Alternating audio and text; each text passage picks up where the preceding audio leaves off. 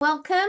Thank you so much for joining me on this podcast. And I've been so looking forward to this.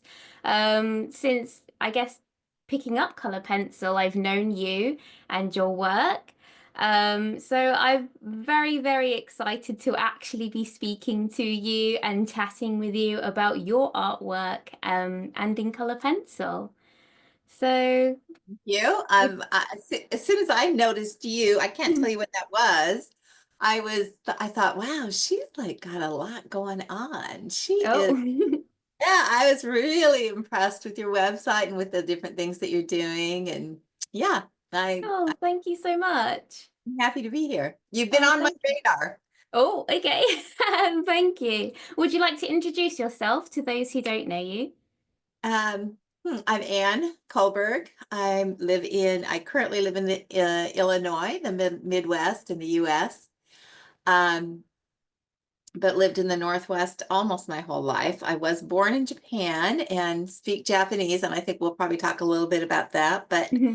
um, I discovered color pencil I think about 87, maybe Hmm. 7, when my children were tiny, and I just fell in love with it. And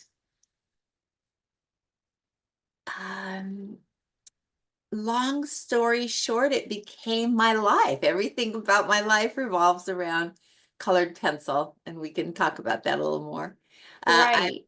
I'm 69. I am trying to retire, but it's really hard to retire from your own business, your own little empire. Um, but I enjoy my time off. Yeah, I have a lovely home here in a tiny town in Illinois, about an hour from St. Louis, and I live to travel. And I'm just back from Thailand. I'm going to Utah this Friday and Japan Wow. for a month. A week after that, I go to Japan for a month. So I'm glad I'm still healthy enough to travel as much as I like.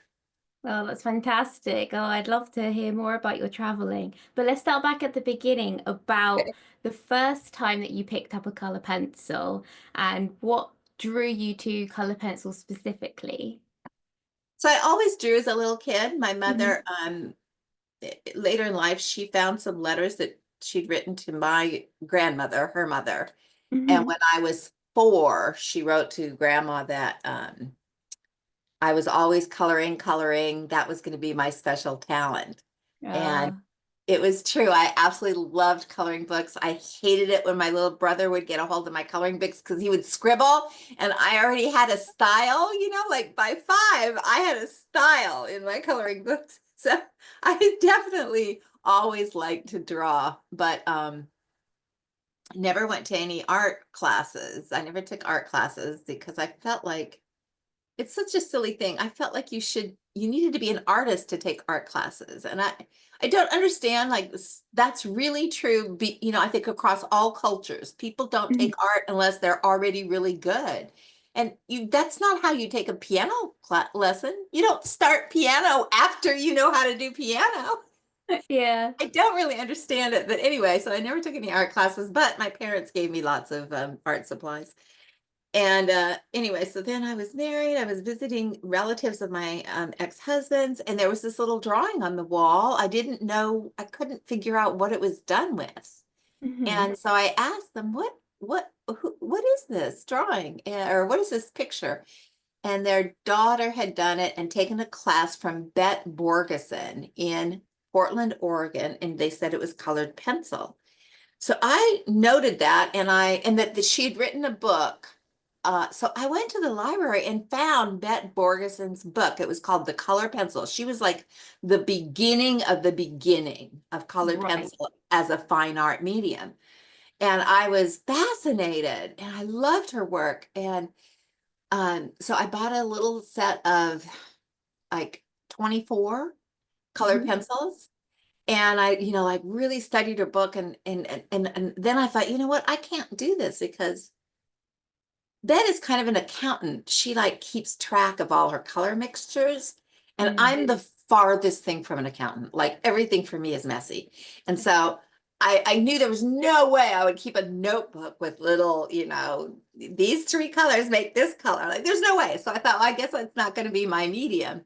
And I returned the book to the library and I put the pencils away Mm. and didn't even try them. And then I don't know, one day, on a whim, I thought, well, maybe I could just do it my way and sharpened them, sat down at the kitchen table and drew this thing, which, I'll send you a picture. Mhm. Of the first piece I did, because when my neighbor saw it, she said, you should enter that in the Kitsap County Fair, which was just a little local fair. And I did, and I won first place, my first color pencil piece. And I tell you, when I picked that up, it wasn't just the winning a prize. When I picked those pencils up, it was like, the angels sang. It was like, oh, this is it. I found it. I found my medium. And then I just never looked back after that. Oh, that's so incredible. It was awesome. Then my little brother bought oh man, it was probably my third piece. Mhm. And we were young. I was like 27, he was 26. I mean, I was married and I had children, but he asked if he could buy a piece, and that like changed my life because Mhm.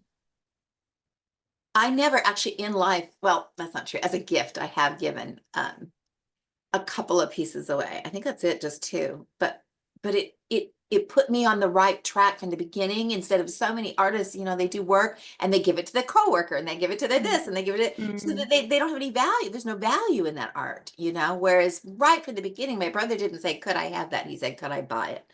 Mm. And so I'm grateful to him that he kind of started my art career in a lot of ways.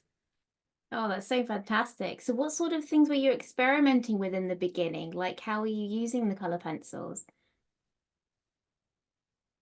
Um, that's a good question. I don't think anybody's ever asked me that. Yeah, I didn't, I knew a little bit because of Bet's book, and I knew what paper she used, which was a smoother paper. Mhm. And I didn't, my very first piece, the one that won the prize, I did it on some, you know, lousy sketch paper that I just Yeah. had around. But then I was really lucky that we had a fabulous art store about 40 minutes from home. And so I would just haunt the halls of that place looking for different papers. And I just would buy all kinds of, just almost like samples, to try. Mhm. And I think that was a big deal, was finding the paper that I was most comfortable with. Right, I yeah. was I was also really not having been to an art class ever, I didn't know anything. I mean, I just knew nothing. It was just what I just drew. That's all. I drew. And so I didn't know about paper weights and I didn't know about what hot press meant or cold press meant. And this is before Google. So Mhm. you didn't easily find things out, it was everything was trial and error back then. So I probably tried 20 different papers and then I found Stonehenge. And once I found Stonehenge, for one thing, Mhm. I found it because there was no poundage, like it didn't say what the weight was, and it didn't say hot press or cold press. So it was like, oh, this one's easy. I could remember this one. And and then it turned out just to be the paper that was perfect for what I wanted to do. And what I wanted to do was lots of layers. Like I Mhm. wanted, because I didn't know what I was doing, I quickly found out that if I used light layers, like if I barely used any pressure, I could just keep building. Mhm. Whereas like Bet was more straightforward. She would mix 2 or 3 colors. I wanted to mix 15 because I didn't know when I was going to get to the color I wanted. I wasn't. Yeah. So in order to leave myself the leeway of continuing to add another color, I needed to use a light touch. And to do that, Mm. I needed a paper like Stonehenge. Mm. Yeah, no, I understand that it's a minefield sometimes when it comes to paper, isn't it? Because there's just Yeah. an enormous number of different types. Well, and and depending on your pencil and your technique, I mean, each of Mm. those papers, can can either go with you, sort of Yeah. flow with you or fight you. Yes. And you can think, oh, I don't know how to do color pencil, but it's Mm. really just your paper. Mm. I definitely found that at the beginning. I was just using like printer paper because I didn't know any different either, and I didn't realize that it would actually be better if I didn't use printer paper. Right. Exactly. Yeah. And so at that time, because I had this history in Japan, I was drawing from old slides of my parents' dad's slides from Japan because they'd been there 10 years.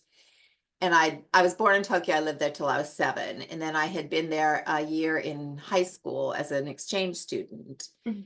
Uh, and then I'd been back a few times. So I had my own collection of Japanese images. So because I was so crazy about Japan, that's what I excuse me, that's what I leaned towards, was drawing Japanese. And also because I really, really like drawing people, I was drawing Japanese people. Right, okay. Did you do landscapes and things at all, or was it mainly people? You, as I did do a landscape because my dad asked for one, but I do not like doing landscapes. I mean, Okay. I'm in thrall of people who can with this little tiny point, but yeah, no, it's not my thing, and it's also not my thing to draw fur. I don't like drawing hair. I think that's half the reason I did Japanese for so long, was because their hair was easy. It was like short and black. Yeah.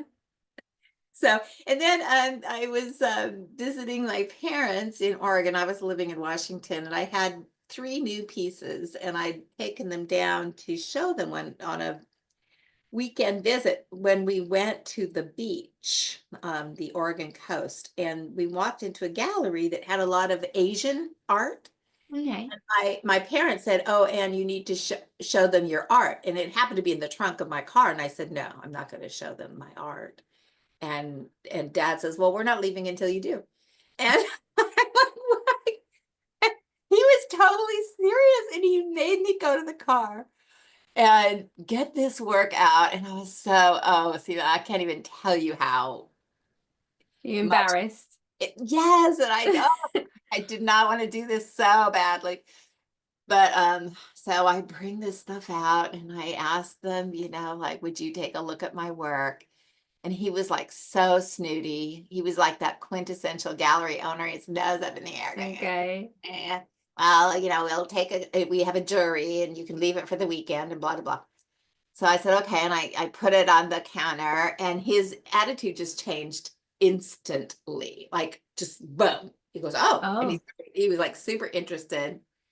And the next day they called me and said that they would represent me. wow. Well, that must have been a bit of a boost. It was huge. Yeah. Huge. That was huge. And it sold well too. Like that first year, everything I took sold, which was, amazing. Now, I didn't make any money on it because color pencil is so slow. And at that time, I didn't have a faster technique. So they were taking Hmm. me like 150 hours, and I was getting, $300 for them. Because the gallery took 60%, and they also Hmm. charged me for their framing. So $1,000 piece, I took home a $300. So, Oh, that was like $2 an hour, but but it was better than nothing. exactly. It was a way to get yourself out there, wasn't Yeah, it? yeah. Yeah, that's fantastic. So how has your style developed over the years then? Oh yeah. So so that first year at the gallery, actually, I think even the second year too, it was just this real slow scumbling, this teeny, teeny, tiny circular motion, layer Right. after layer after layer. Mm. But I had a group of friends. There were three friends, and the 4 of us we would go to dinner about once a month, and they got so tired of hearing me complain about how slow color pencil is. And one of the friends said, "Look, I'm sick of this. Go home and do a color pencil piece in 3 hours." Right. And I laughed. I said, "You can't do that." But it like put a little seed in my head, Mm. like a challenge. I like challenges. Yeah.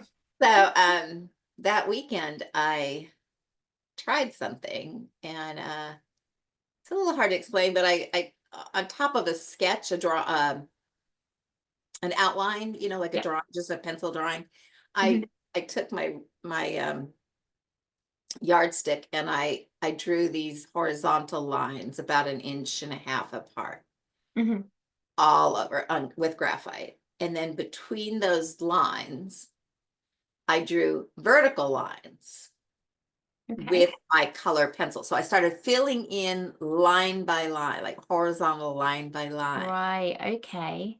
And the lines were, like I said, about an inch and a half long. And those lines, and then the other rule was no more than 3 layers in any one spot. So lines are, I mean, you can fill up a lot of space really, really quickly with a vertical line versus Mm. little teeny tiny. And I did a big piece in 8 hours, and I was like beyond thrilled. And because I was doing Japanese images, it looked a little bit like a tatami mat, the Japanese tatami straw floor mat Yeah. has that vertical and horizontal. And I thought, oh, this is a cool gimmick. So I did 3 like that, and it was really, really fun. But then I got rid of the horizontal lines. I decided they were too distracting. But I Hmm. kept the vertical quick method, and I Right. realized it was great for backgrounds. So what I would do is the face in of a portrait in this little tiny scumbling where I had the most ultimate control, but then the backgrounds could be looser and faster. And I Mm. spent, like 150 hours, went down to like 70 hours, which was way more doable. It kind of doubled my pay, didn't it? Yes, definitely. No, that's wonderful. It's so Yeah, interesting to see how artists develop their style when I guess when you're practicing one thing like timing or paper or like a different medium or something like that. right. Yeah. Yeah. Yeah.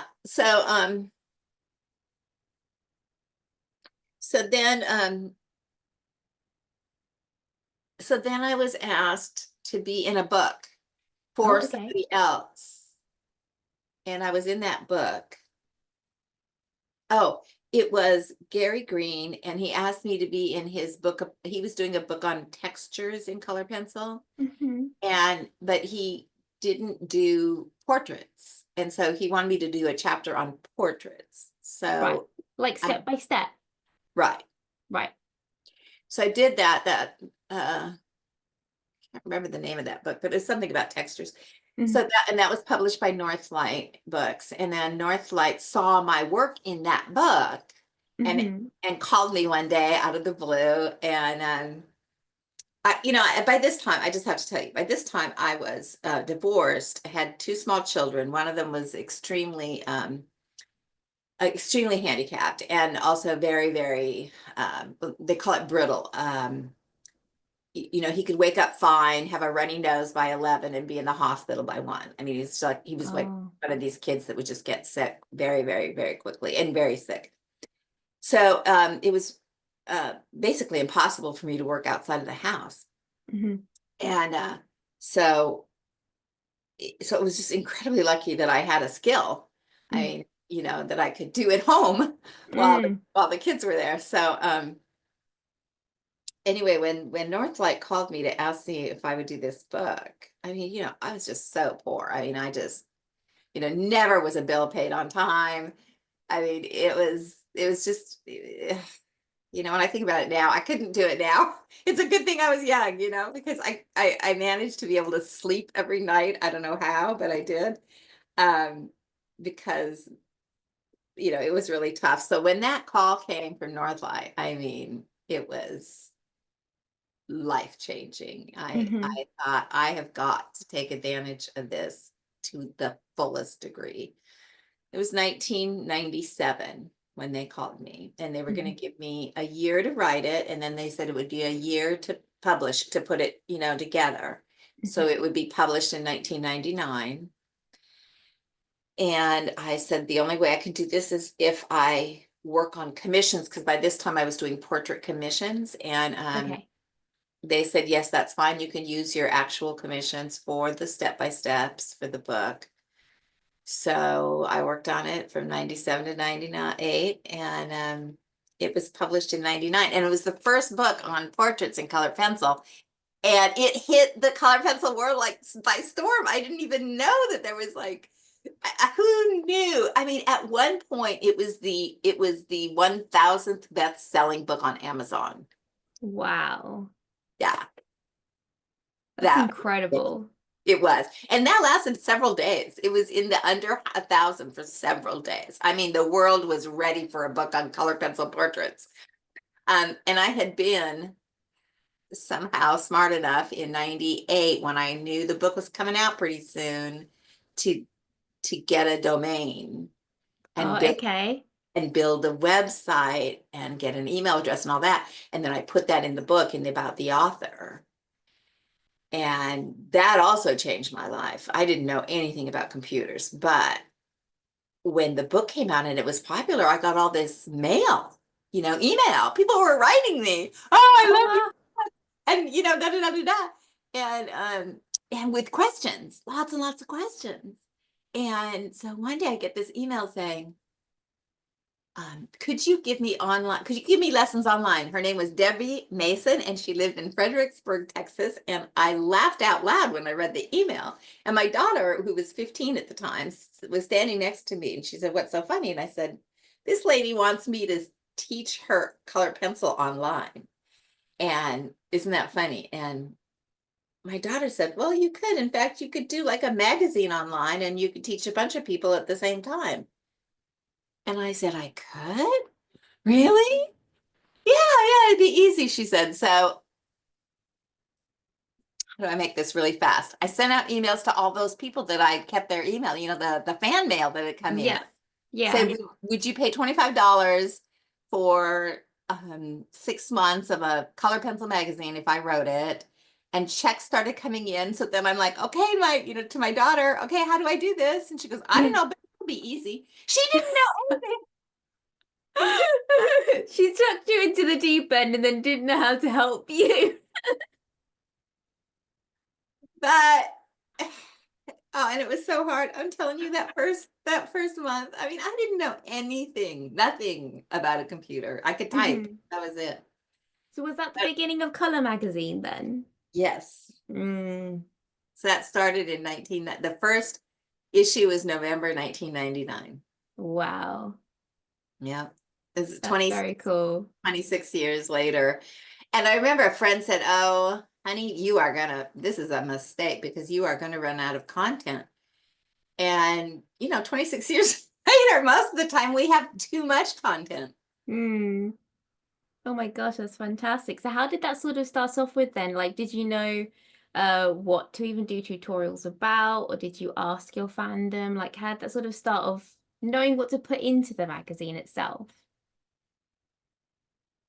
No, I don't know. I figured, oh, well, you know what it was? It was that I mean, at that point, I was teaching probably 15 workshops, 16, 20 workshops a year. So Okay. I was in front of artists all the time, right? So, and I would Okay. talk to them, and that's how you learn what they want. Hmm. So I could tell that critiques were something they wanted. So, in the first, I don't know, 10 years of the magazine, there was always a critique in every issue. And then people would send me email or questions all the time by email. So I'd have a Q&A section. And then I was still a working artist. So I would do whatever I was working on. I would be the step by step, what would be the, Hmm. lesson.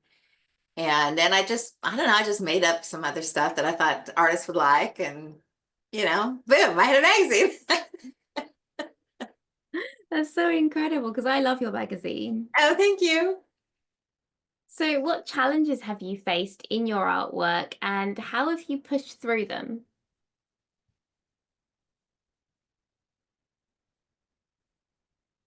I guess the timing was one of them. Yeah, definitely. I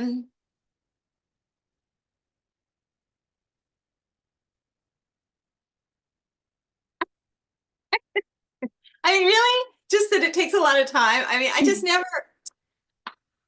I was born an optimist, like it's just part of my Mhm. genes. It's from my dad. And I just never like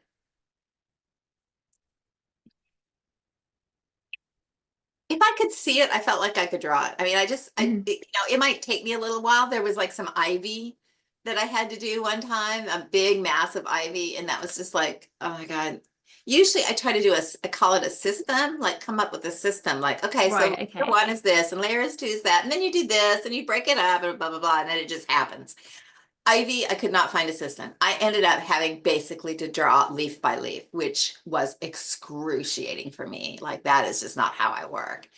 I am not a detailed person. People think I'm detailed. I'm not. Like I do as little as possible to make it look like I just drew a leaf when I really didn't. Mhm. Uh, so that was like I didn't break through that. I just had to work through it, and I hated every minute. The only other thing I can think of as a challenge was that I was doing a portrait. In fact, it's on the cover of the book, which is actually sort of ironic. The portrait is the only time I did snow. She was in the snow. Uh-huh. And that wasn't even intentional. It was just that I drove 14 hours to get to Montana from Washington, from Seattle, to take the photos for a portrait commission. And it was a beautiful spring day that as the 14 hours that I drove. And I get to my location, wake up in the morning, snow. It had snowed overnight. And this was the only day. I mean, it wasn't like I could sit around for 3 days waiting for the snow to go away. So we had to take pictures in the snow. And was not excited about this at all. I was not excited about drawing snow. But so you know that I use Stonehenge. I use Stonehenge white. Mhm. And so I transferred this drawing onto this nice piece of Stonehenge. And I was teaching Saturday morning classes at the time, and my drawing was a quarter of the way through, and it was sitting on my drawing table. And on a Saturday morning class, I was at my drawing table, and somebody brings their Stonehenge over to my drawing board and sits it on top of my table. And that's when I noticed with horror that her paper was white and my paper was cream. And I was drawing snow on cream colored Stonehenge. Oh. I was like, no, this can't have happened. Well, I don't know what happened really. I would buy paper in lots of 25, and I think a piece just got in, if you don't have something Mhm. to compare it to. So how do you draw snow on cream and then frame it? Because all my mats were white. As soon as Right. you put the white on, you would know that Mhm. I wasn't, Mm. but I also was not going to start over. And I have to tell you, in all these years, I've never started a piece over. I Really? once I've started, I plow through, no matter what. Well, that's quite an achievement because even I've had to start over a few No, times. I will not start over. I've put that work in, dang it, I am going to finish. And so I ended up matting it in a fairly dark gray, which was the only time I ever didn't matte in white, Okay. and it worked. And it's Yeah. on the cover, so I guess it was a successful piece. I just think it's funny. That's funny. I think it is like that sometimes with your most challenging pieces. You never know what other people think of them and how they see them because Right, all you see is like the faults and how right, hard it was to do and all of that background noise, I suppose. But they don't right. see any of that. They just see the final result. Yeah. So yeah, that's fantastic.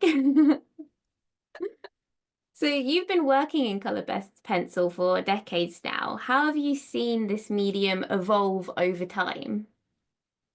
Oh, it's so not like it was in 99. I'll tell you that. Hmm. I mean, for one thing, in the US, it was only, well, we only had two available pencils, were the Derwent, the original Derwent, which was like hard, it's a hard pencil, and Hmm.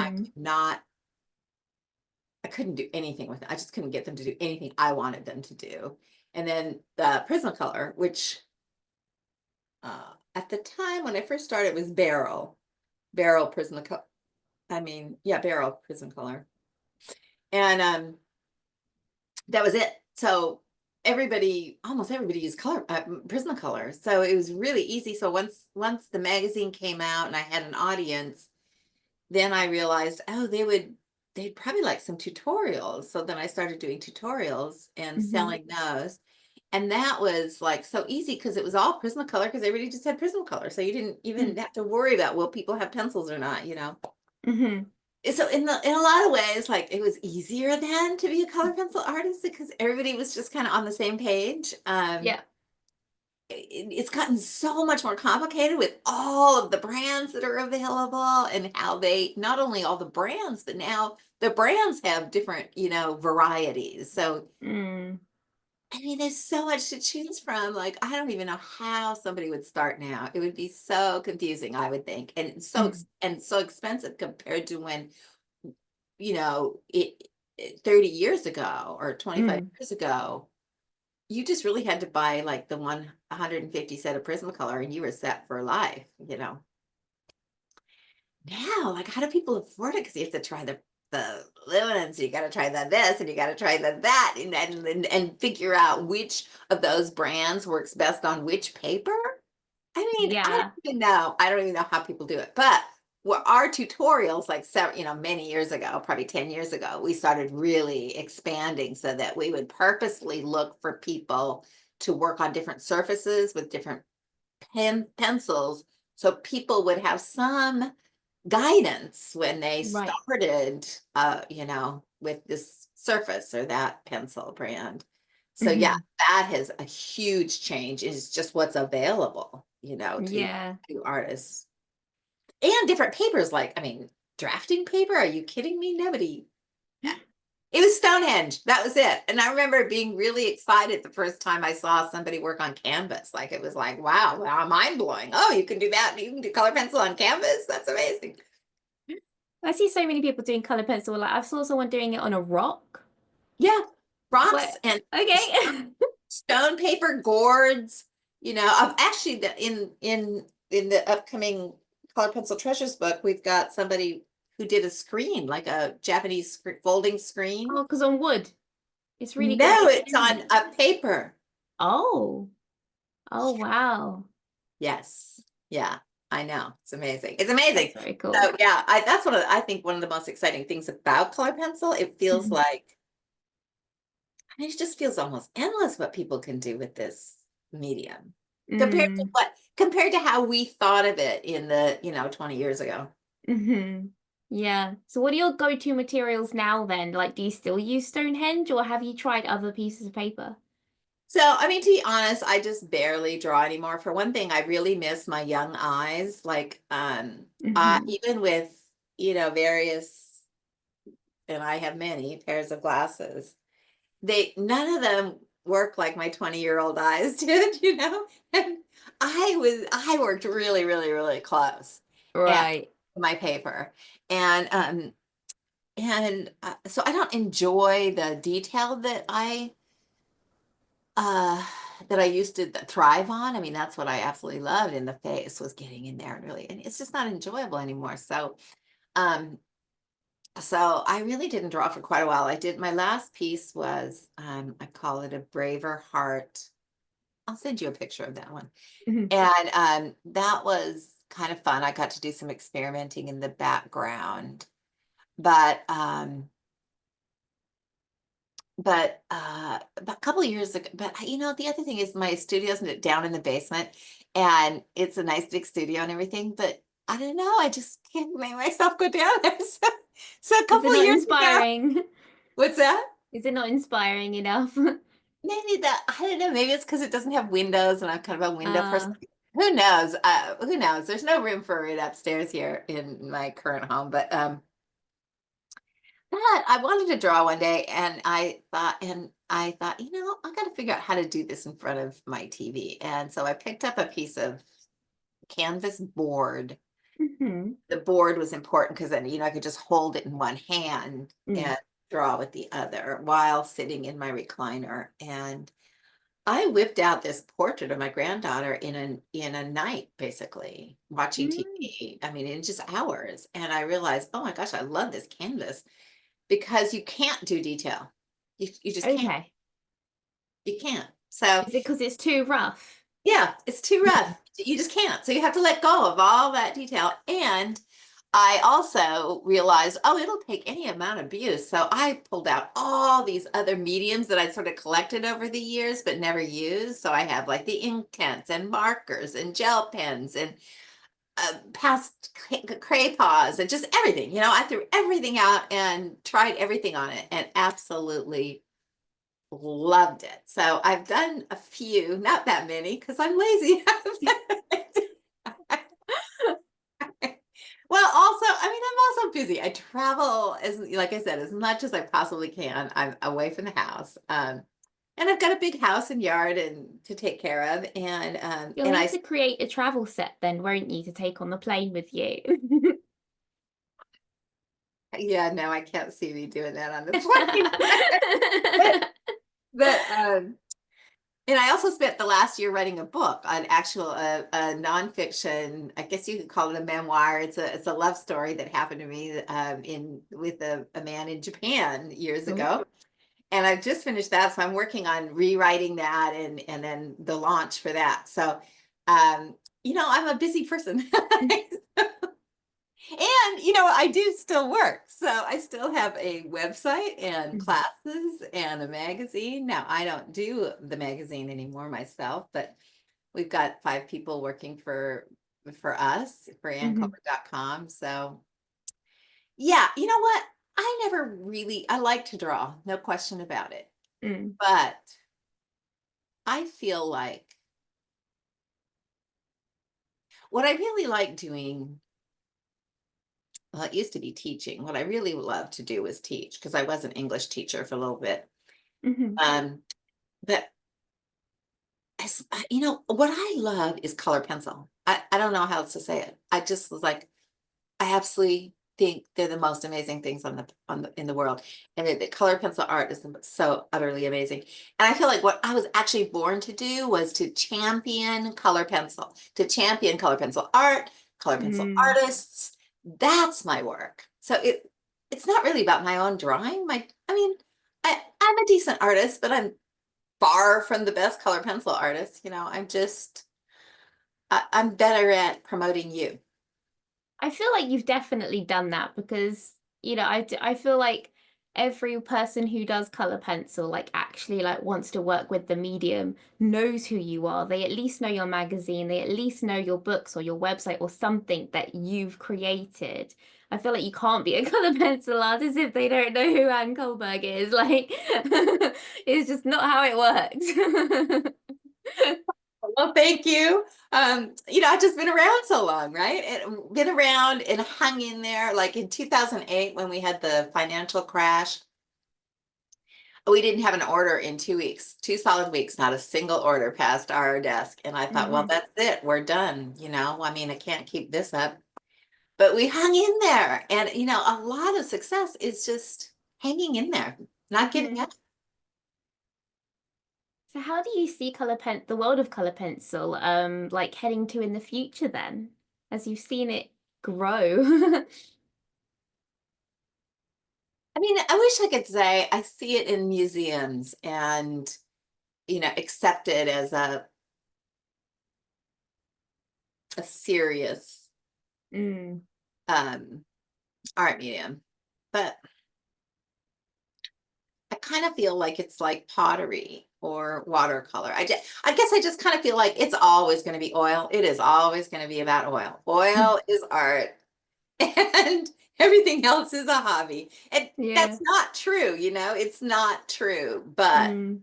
it is. I mean, because, pottery's been around forever and pastel's been around forever, but none of them have the weight of oil. And maybe it's partially because a museum wants to have a piece last for 200 years. And Mm. we still don't know if color pencil, I how guess it's it's, quite new, isn't it? It's yes, quite a new medium. Even if like they are made of wax based or oil based, like you still don't know. And the it says it's picture, light fast. right? You still don't really know how light fast. How long is this actually going to, not deteriorate over time? Exactly. Mm. It's just too new. But beyond that, it's just a pencil and it's always going to be a humble pencil. And Mm. so that, even though I wish I could say that's what's going to happen, that's not, I don't think.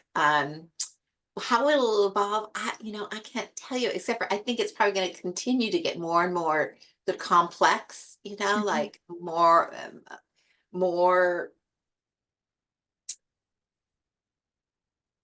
it's hard for, I don't know how people ever look into the future, because I don't know how, because if you'd told me 10 or 15 years ago, the things that you can do with colored pencil today, or the pieces that you see. I mean, Mm.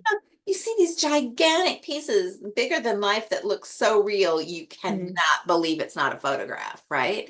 And people Yeah. are doing this with colored pencil. If you had shown me that 20 years ago, I would have said that's not going to happen. So Mm. I guess it'll just continue to become more complex, m- more varieties of ways of using it and tech. Mm. Have you ever played with scale? Like, have you ever done something like, what's your biggest piece? Yeah, no, well, my that's kind of funny. My biggest piece was my first commission, which Okay. again is really kind of funny. I was just stupid. Um, it's true. I could not work on my Stonehenge because it was so much bigger than my drawing table, and it would have just buckled. So I had to find it was really a board. Mhm. Uh, I don't even remember how I got it home, but so yeah, and I can't tell you how big it was, except for it was really big. Because I had to rent a van to get it down to deliver it, because Oh once my it was gosh. framed, it wouldn't fit in my car, so I had to rent a van to get it down to Oregon to deliver it. But okay, the gallery where I did really well the first 2 years. The third year at Langley didn't do so well. But that third year, I just remember like it was yesterday. I was mopping the kitchen floor and the phone rang. And it was always like, do I answer it or don't I? Because it was probably going to be a bill collector.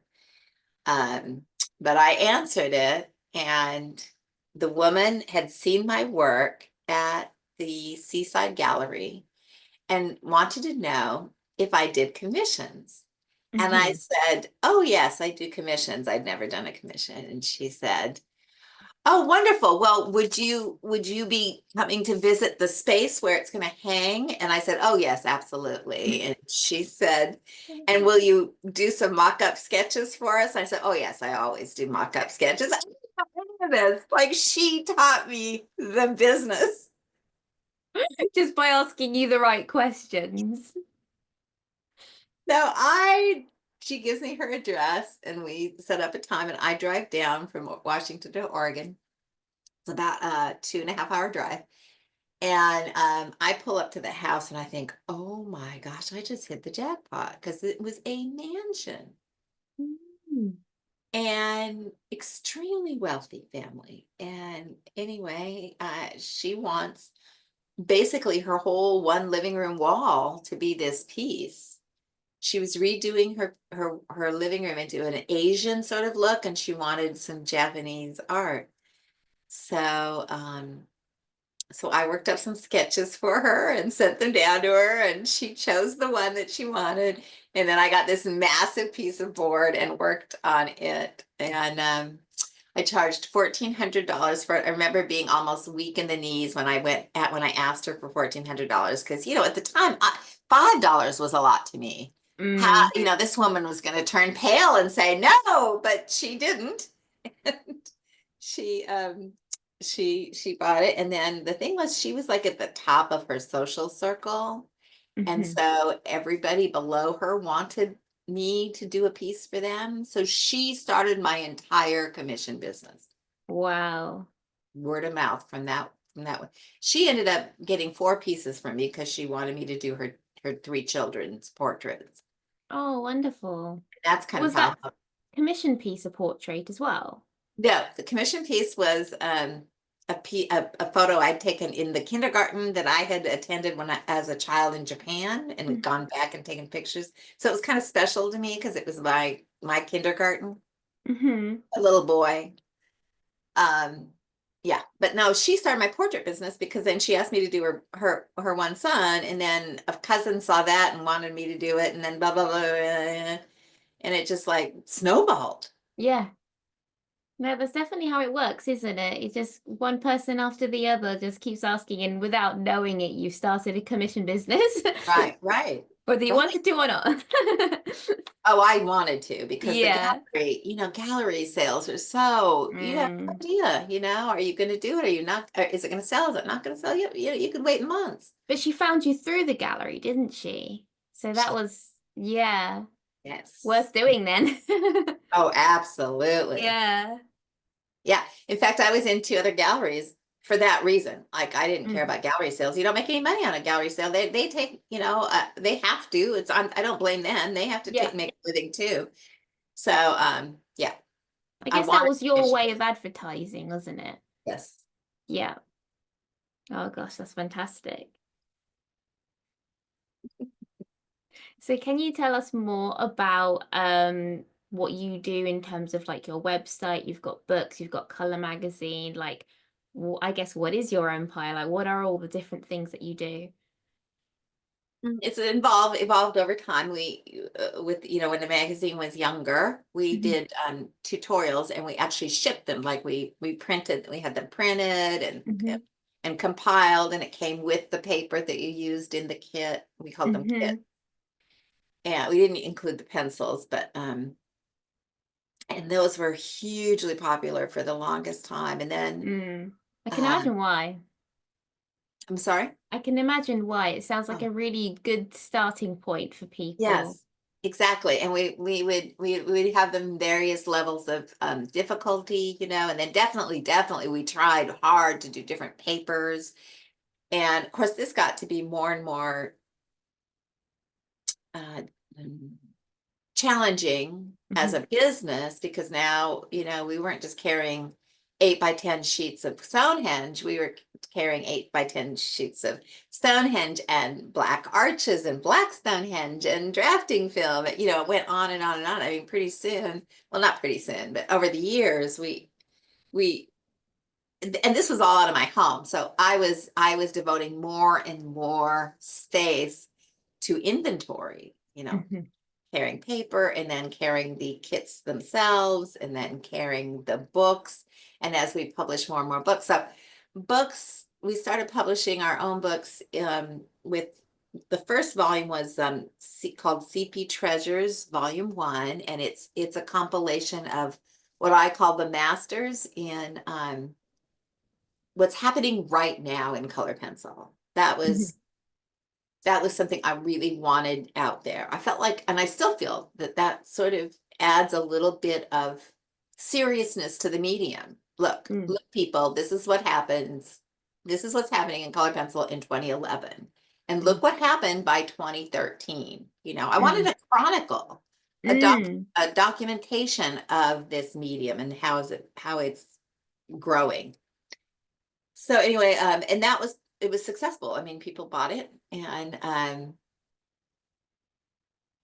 so we're just now in the process of launching Color Pencil CP Treasures Volume 10. So the Mhm. first one was in 2011, and now, we're doing Volume 10. And it's going to be beautiful. Um, and so then when that worked, I think I started, the secret to success is having other people work for you in a Mhm. way that helps them. Right, okay. Right. So then I started approaching other artists saying, "Hey, do you want to write a book?"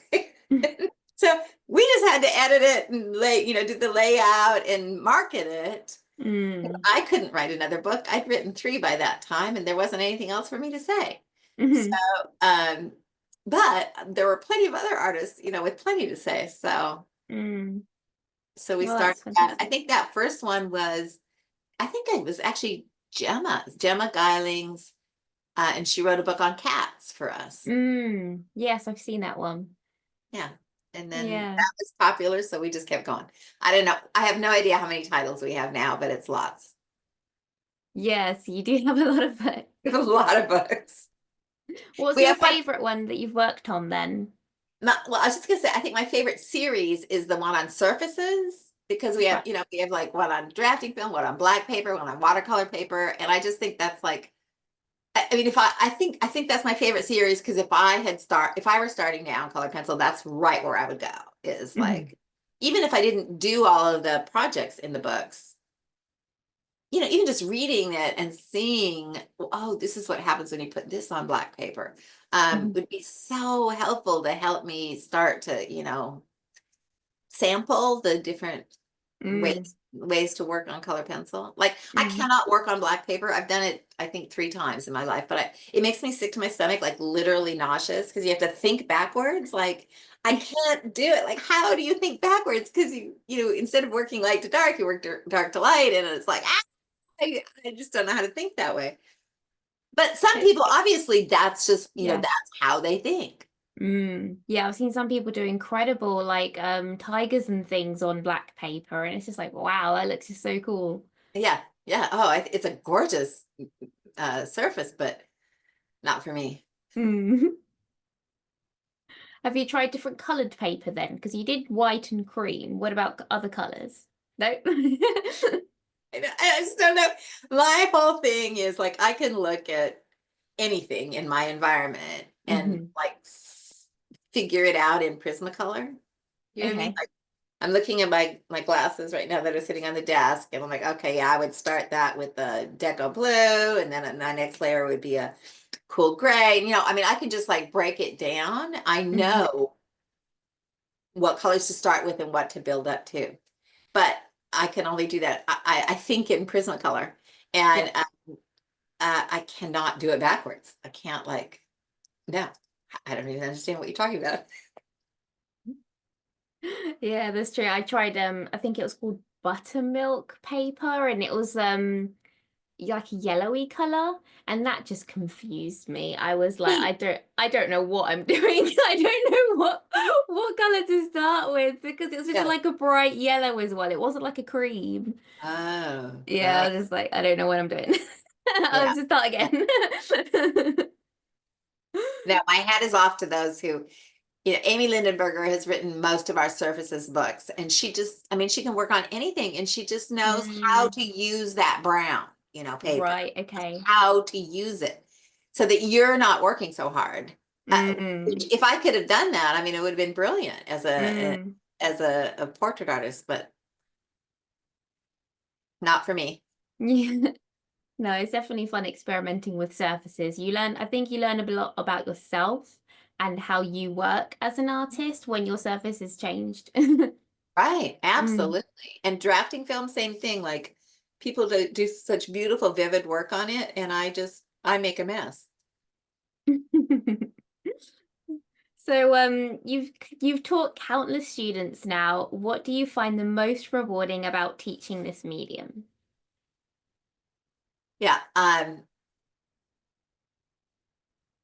I really don't, I rarely teach now anymore either, but I've taught so much. And what I loved the most was that I just loved it when I would demo an eye and there would be these little tricks, they're just tricks. And Mm, it's just things I learned over time that either saved time or gave that illusion, the illusion of depth. So mm. I absolutely would love showing a little trick and say, see when you do this? And everybody would go, or wow. And oh my gosh, I love that so much because you could just see the light bulbs going off and like, Yeah. oh, I love that so much. Yeah, Oh, so that's cool. pretty fun. Yeah. What are some of the like common struggles that beginners were facing then? Well, I mean, this is only specific to my technique, really, but Mm, um, people just really had a hard time with a light touch. I mean, a lot of mhm, people have a hard time with a light touch, and they think they're, using very little pressure, but they're for compared to me, they're like, you know, smearing it on. I mean, it's just like, no, no, no, no, no, no. I mean, light, like feather light. mm, I call it a whisper of a whisper. I mean, that's my stroke, which is why it takes so long, right? But mm, Yeah, I found that people had a hard time with that. And the problem with a heavy touch, if you don't know what you're doing and you don't know how to build color yet, the problem Hmm. is your tooth fills up Mm, too quickly, you run out of options. You can only do 3 or 4 layers, but maybe mm, you haven't reached your color yet. Maybe that isn't the right color yet. And so mm, that's, I feel like the two things were not understanding how to build color hmm, and not understanding that you really need a lighter touch in order to do that if you're working on paper. hmm. I think almost in almost anything really. I mean, not to say, I mean, one of the authors that who has written several books for us, many books for us, is Cynthia Knox, and she works with a heavy Mm, touch, and she manages gorgeous colors and quite a few layers, but she works on a different paper, but hmm. can't do the number of layers I can. I mean, on my skin Right. tones in a portrait, I can do 30 layers, and that's not Hmm. a problem. But Hmm. whereas she's probably limited to 6 or 7 with her heavy Hmm. touch. Mm. Oh, I was So, going to do a workshop with her back in 2020 when everything happened and it was got cancelled and I was like, no, because she was coming to Oxford. So oh gosh. That's yeah. too bad. She's wonderful. We're friends, and she is an incredible teacher. I mean, she Mm. teaches her guts out. If you could take an online class from her, we recommend it. Mm. It's not the same as being in person, but it's close. Yeah. Actually, in Yeah. some ways, you know what happened in 20, so I was teaching, well, I'll tell you what, I have taught in 45 of our 50 states. Wow. I've taught in 6 countries, and I have taught on 33 cruises. So Wow. color pencil has taken me a long ways. Yeah, that's really cool. Yeah. But why did I bring that up? Oh shoot. Senior. I don't know, but I'm Uh, excited. a minute. Um, it actually just it completely left me. That's too bad. I wasn't just saying it to brag or anything. I mean, but it's amazing, really. That little box of Mm. 24 color pencils taking me all over the world Mm. is amazing. But we were talking, oh, I know. So yeah, I was a busy girl running around all over the country, renting cars and hotels and meeting spaces and doing all this teaching. And then COVID.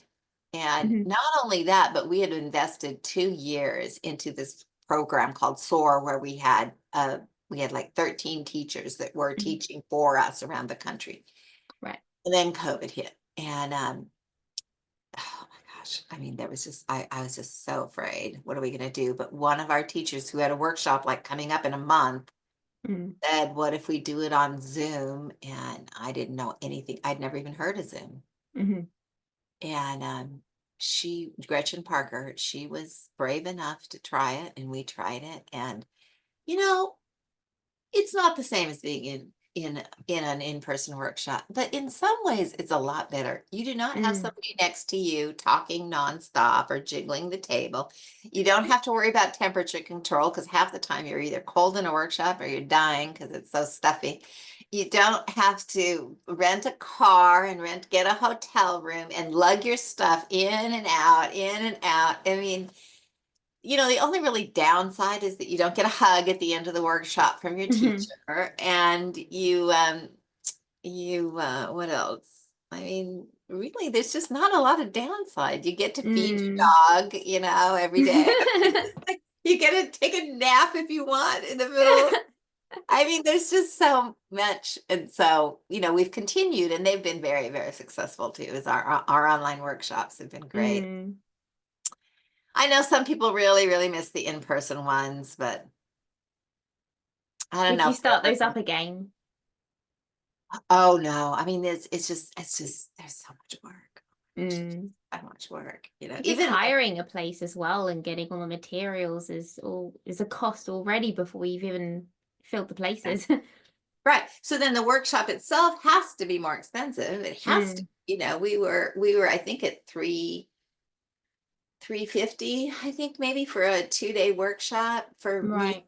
when we left, and a 2-day workshop now online is like 175. So it's like half the price, plus no hotel, plus no lunches out, plus no, Mm, you know, for the student itself, mm, it's so much cheaper. So then mm. we're, more people we even have these little classes, we call them jelly beans. They're 60 to Yes. 90 minutes, and they're only $35 for no matter what it is, it's $35. So we're accessible to so many more Mm, people than the ones who were retired and had some savings could come to our mm. workshops. Basically, that was like kind of it. Yeah, because now your location is the whole world, not just where the workshop is. Yes, exactly. Yeah, we have people Mm. from, India and Israel and Denmark taking our classes. It's really kind of fun. So you've built like this incredible platform for artists and this community as well. What do you think is the secret to that success? Well, in the early years, the secret was I had no choice. And Hmm. that was, I mean, a lot of times I say it's just, uh, I'm here. I'm talking to you today because my son was handicapped. I mean, that really is what it comes down to. Hmm.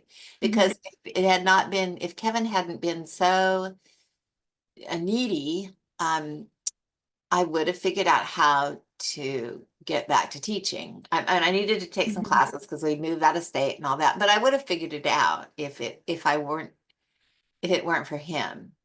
And so a lot of times I just think motivation is just simply that you have no other choice. Hmm. But there was, I just didn't have any other choice.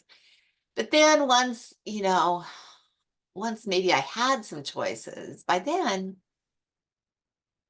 I just think I think I like striving. I think I'm a person who likes to strive. Like I'm not very, I mean, I can take a vacation where I just sit in a chair and look at the beach for hours. Like I'm a sitter like you cannot imagine. But I also really like things that are hard to do. Hmm. Hmm. So I think part of it is personality, just sort of enjoying that it's hard. Yes. Well, you'd have to because you worked so hard to build like a huge network of artists. That's not easy. Well, and I will also say that there were probably 15 years where I worked 70 hours a week. I mean, the Mm. TV never was turned on. I ate at my desk, lunch and dinner. Hmm. Um, I mean, I just worked. I just Hmm. worked. And, was it fun?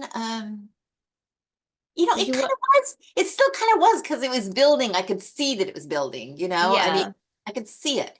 So, yeah, I mean, it was work, but it also was sort of like fun. Yes. I guess it Today, becomes, no. I mean, I am not about that at all now. Now I'm like, I want to work 3 hours a day. I want to be done. I want other people to take care of the hard stuff. yeah. I want to go plant some geraniums. Well, I guess that's the point of like working so hard in your youth is that you can just reap the rewards of that, Right, 70-hour weeks, you right, know? right. That was the point of doing that. You're absolutely right. It was the point of doing that and building up enough. Um, one thing I will tell you this. This is one thing I always said, and I believe it to this day. And what it is, my philosophy is what helps you helps us all. So Mm, people say, "Oh, you do such a great job of showcasing other artists and blah blah blah." Yeah, I don't do that just out of the goodness of my heart. I do that because I think that what helps you hmm. really does help me. And Hmm. what helps me really does help you. We're in the same community. We're all the Hmm. same color pencil. Exactly. If we all help each other, we all benefit. I am not about competition. Like Mm. I hear that other mediums. Hmm. I don't want to get anybody in trouble, so I'm not going to say which medium, but I've heard especially about one medium that they're all very like jealous of their own tips and techniques, and they don't share Right. completely. And I feel like color pencil artists aren't like that. Maybe it's because we're the Mm. baby medium, but I feel like we're all quite sharing. Mm. And I think that's why it's done what it's done. I think that's why Mm. it's grown as much as it has because we are generous with our own knowledge and Mm. and do uplift each other. And I mean, I just think that helps. Definitely. Yeah, I definitely feel like that support, especially on social media, it is a huge support of color pencil artists all helping each other, giving tips and giving tricks and doing Yeah. tutorials and all that kind of stuff. It's just so nice. No, I know. And I had somebody who started color pencil and she was like really, she was buying like everything we had and she was a great customer. And then one day she just disappeared. Not that I noticed. I didn't notice that she disappeared, but she wrote and said, she emailed and said, I want you to know I didn't disappear because I was unhappy. I changed mediums. And she Mhm. changed to pastel. And she said, when I started, I went looking for your clone in the color pencil, in the pastel world, and was shocked to find that there's nobody like, Ann Kullberg, Yeah. no central play. There's not the support in the pastel world that there is in the color pencil world. And I was so, Mm. happy to hear that, gratified to hear that, made me proud of our community that we are sharers mostly, Mhm. and it helps everybody. Yeah, definitely. That's so wonderful. So for artists hoping to turn their colored pencil work into a career, what's one piece of advice that you'd give them? Well, don't give up. But and that's not, what, it's the thing is, some people just are never really gonna make a living at color pencil. That's kind of the truth. Well, you know what? I'm going to take that back because I just thought of something. I remember there's this one person in a workshop of mine, and she was so earnest. Oh gosh, she was so earnest, and her work was so bad. And I thought, Oh. oh, this poor thing is just. I mean, I don't think there's a prayer for her. Um, but you know what? She kept going. She did Mm. not stop. She took classes. She took my classes constantly. She did all. She did not give up. And do you know that she got better and better and better? And then she found. I'm not gonna say what it is because it'll give her away. And I don't want anybody to hear how what her beginnings are, what I thought of her at the beginning. But in the end, she found this niche that was absolutely perfect, and she made a living with colored pencil and proved me wrong. So Mm. I guess, I think it's just don't give up Mm. and be true to yourself. Like if what you like to do is just smash the paper, figure out how to smash the paper and make a living at color pencil. If what you Mm. like is fantasy, just do it, but do it better than anybody else and more true to yourself. Mm. Don't give up and do what makes you sing. Definitely. No, that's so true because I guess people, your buyers, your collectors are buying not just your art, but they're buying you. They're coming to you because you're the artist that's created it. So the more true you are to your art that you create, I think that really comes through into the artwork and makes it more desirable by people that love your style and what you've created and the voice that you're giving to your pieces. It's just easier to, I guess, show that if you're more Yeah, true to yourself when you yeah, create those pieces.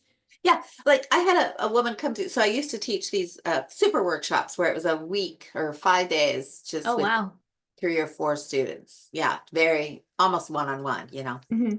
And she came to the workshop and she was doing this portrait and I'm kind of struggling. And I said, bring your art, bring your stuff. I want to see your stuff. So the next day, day 3, I think, she brought this work in, and I'm like, oh my gosh, you already have a style. People work 20 years to get a style, and you had one. And why are you coming here to learn my stuff when I mean, you have it. If I could do what you do, I would do it because it's fabulous. And that person was Rhonda Dixon. She's now the editor of Color Pencil Magazine, I mean, Color Magazine. But her style, if you don't know, look her up, Rhonda Dixon. Only it's Dickson. She works on drafting film. She does these outlines. She simplifies everything. Her color. I mean, it's a style. And so yeah, she was really happy she came to the workshop because I kind of got her off the trail that she was trying to do because everybody else does that when Mm. she had her magic already. No, fantastic. Yeah, because everyone thinks, oh, you have to do realism or you have to do Right, a certain way. It's like, it's not at all. It's just that that's what some people like, but not right, everybody can do it or want to do it. right. And So, yeah, the yeah. more you do what makes you sing, what makes you happy, the closer you are, to your own personal art. Mm, definitely. Yeah. That's what I always try and say to people when they're asking me specific things like, oh, how do you know the color to use that? Or how do you draw a white dog or something? It's like, well, for one thing, it's completely dependent on the reference photo because there's so Right, much lighting that goes right, into white right, fur. I don't know what picture you're working from.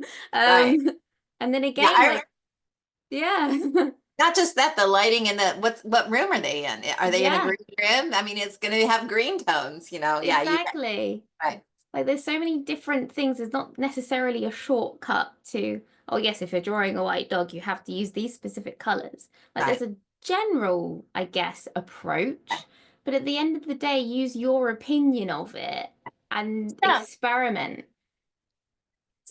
so in a way we're saying, oh, don't take classes and don't do tutorials, but that is not what I'm saying. No.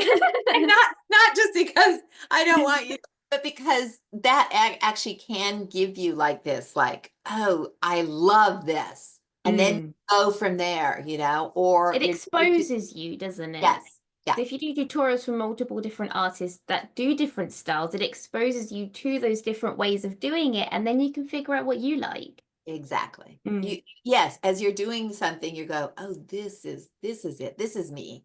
And then you follow that path, right? Mm, Yeah. definitely, yeah. So looking back on everything that you've accomplished, what are the things that you're most proud of and what's next for you? I'm most proud of. Well, I mean, I guess kind of what I've already been saying. I think I'm probably most proud of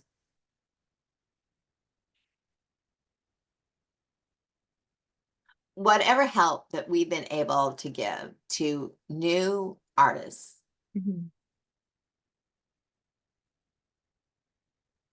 In the end, we're all sort of like um, self-involved. And so for me, especially new artists who don't have any money, who basically me, if somebody could have come and helped me at the beginning, Mhm. and that's what I'm always trying to do is like sort of Mm. help that new artist who doesn't have a ton of money to invest. And if our magazine can inspire them or teach them a new trick or save them time, or if a tutorial can help them, if our our different contests or shows can give Mhm. them that feeling like, wow, like I got when I won some prizes early on. Mm. If we've done that, and I know we've done all of that, I'm most proud of that. Mm. What's in my future? I hope more days around the pool. Sounds like it's well earned. Thank you. Yeah, more that's really it. I don't really know. I don't really know how to retire, like I said at the beginning. Mhm. I don't really know how to exit. But we kind of slowly are. I mean, I'm slowly slowing down the business. Mhm. Like we're not the CP Treasures that's coming out soon is our last volume. Right, Doing that again. We won't be doing the cruises again. We're doing our last one in June of this year, or July. No, it's June. Uh, right. and just because I mean, I'm like I said, I'm almost 70 and I want to kick back. And Mhm. but I also, I mean, I've been doing this forever. I don't want to like totally just ditch everything. So Yeah. it's just sort of evolving into a quieter, more, I still have the different people that work for me, and Hmm. as long as I only, have to work a few hours a day, Hmm. uh, we'll probably continue as long as the world wants us. Definitely. Like it's the place to go when you're a beginner. Well, thank you. That makes me very happy. Well, thank you so much, Anne, for joining me. It's been enlightening, and I've just loved talking to you about your beginnings and how you've created this incredible place for artists, and even learning more about your own artwork because that isn't really seen enough, I think, in on your website and I guess on your social media. We want to see more of you. Upload I everything. know. Let's see it. I know. I know. Yeah. Social media, I'm terrible at. And you're right. I do not toot my own horn on even on my well, you have to like look for my work on the website, um, but that's fine. It's not what I'm about. I'm about Mm. you. No, it's been really wonderful. Thank you so much for joining me. I've been Well, really thank looking you. forward to this. Well, thank you so much. And it's been really fun, really enjoyable. And I hope to see more of you. Yes, definitely. You definitely will. Well, thank you and have a lovely day. Oh, thank you. Bye Bye. bye. Bye.